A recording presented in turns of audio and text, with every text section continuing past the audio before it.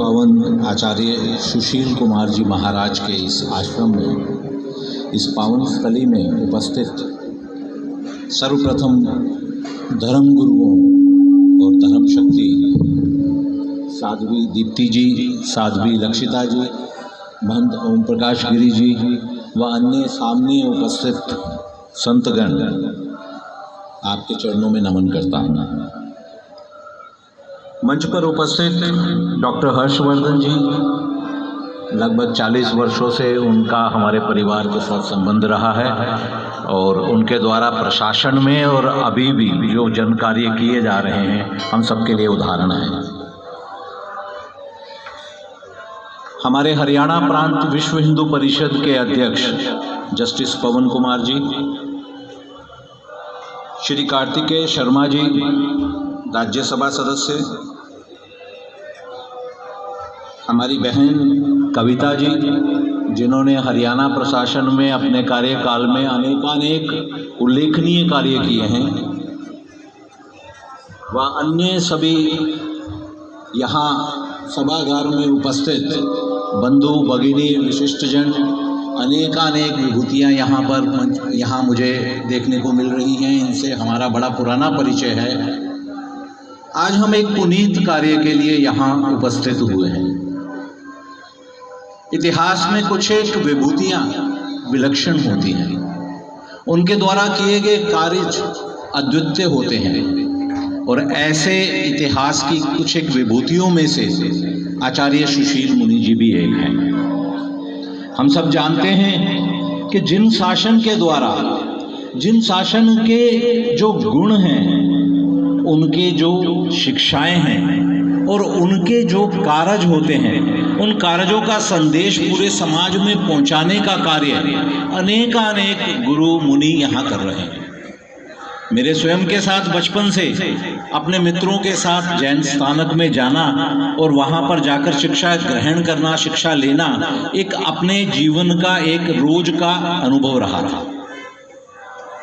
अब हम में से कुछ लोग जो यहाँ से बाहर चले गए हैं व्यवसाय के कारण, जीवन की किसी भी स्थिति के कारण, तो वहाँ उनके पास में हमारे पूज्य गुरुओं के द्वारा जिन संदेश पहुँचे, इस कार्य को करने का सबसे पहले क्रांतिकारी कदम उन्होंने उठाया।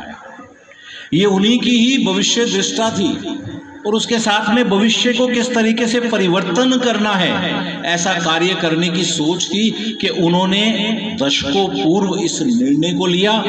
समाज से अनेक इसके विरोध में आवाजें आई, पर उसकी उन्होंने चिंता नहीं की, क्योंकि पहला उद्देश्य, पहला लक्ष्य तो यही है ना कि हमने अपने ज्ञान को बाहर पहुंचाना है। हमारे जिन शासन के द्वारा, हमारे जो जैन धर्म के द्वारा जो शिक्षाएं दी जाती हैं, जो ज्ञान दिया जाता है, वो पूरे विश्व में फैले।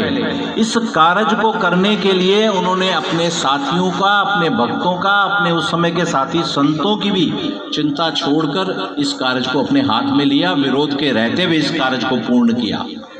ऐसे क्रांतिकारी कदम उनके द्वारा उठाए गए, इसका परिणाम आज देखने को मिल रहा है। पहला जैन स्थानक, पहला जैन मंदिर अमेरिका में उन्हीं के ही क्रियाकलापों के द्वारा पूर्ण हुआ। अगर उनके द्वारा दशकों पूर्व ये कार्य नहीं होता तो आज हम इतना जैन का, वहाँ पर जैन धर्म का प्रचार देख रहे हैं। आज भी जैन मुनि वहाँ जाते हैं, प्रचार करते हैं, ये कार्य शायद नहीं होता। सिर्फ यही एक बात नहीं है, इस सब के साथ में उन्होंने अहिंसा परमो धर्मा, जो उनका अपना हमारा जैन धर्म का सिद्धांत है, उसको सब तरफ पहुंचाना प्रैक्टिकल स्वरूप में इस कार्य को अपने हाथ में लिया। जिस समय समाज में अनेक विकृतियों के कारण आपस में भेदभाव होते जा रहे थे, हम सब जानते हैं कि एक समय पंजाब समस्या कितनी विकट बनी हुई थी। उस समस्या का समाधान कैसे हो, ये समझ में ही नहीं आ रहा था। आगे बढ़कर उन्होंने सभी को जोड़ा और उस समस्या के समाधान की तरफ कार्य किया और पंजाब एकॉर्ड साइन भी हुआ। वहीं से ही पंजाब में शांति का प्रारंभ हुआ।